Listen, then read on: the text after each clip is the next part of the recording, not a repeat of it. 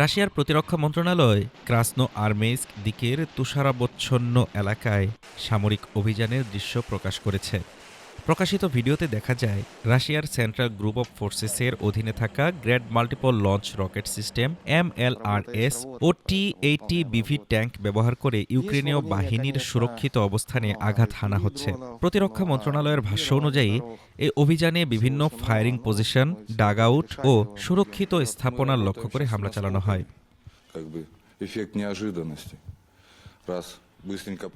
একজন রুশ সেনা বলেন, আমরা বিভিন্ন ক্লোজড ফায়ারিং পজিশন থেকে অভিযান পরিচালনা করেছি এবং অ্যাসল্ট ব্রিগেডকে অগ্রসর হতে সহায়তা করেছি। শহরে প্রবেশের পর সুরক্ষিত ঘাঁটি ও অবস্থানগুলো লক্ষ্য করে হামলা চালানো হয়।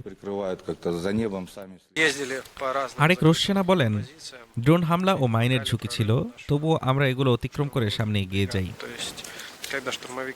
রাশিয়ার প্রতিরক্ষা মন্ত্রণালয় জানিয়েছে, এই অভিযানের ফলে ইউক্রেনীয় বাহিনীর শক্ত ঘাঁটি, ডাগআউট, ফায়ারিং পয়েন্ট এবং জনবল ধ্বংস করা হয়েছে, যা পরবর্তী অগ্রগতির জন্য অনুকূল পরিস্থিতি তৈরি করেছে বলে দাবি করা হয়।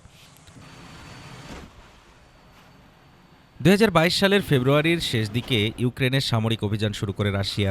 মস্কো একে নিরাপত্তা সংক্রান্ত পদক্ষেপ হিসেবে ব্যাখ্যা করলেও ইউক্রেন এই পদক্ষেপকে সরাসরি আগ্রাসন হিসেবে অভিহিত করে। এরপর থেকেই দেশটিতে সামরিক আইন জারি এবং পশ্চিমা দেশগুলোর পক্ষ থেকে রাশিয়ার উপর একাধিক দফা নিষেধাজ্ঞা আরোপ করা হয়।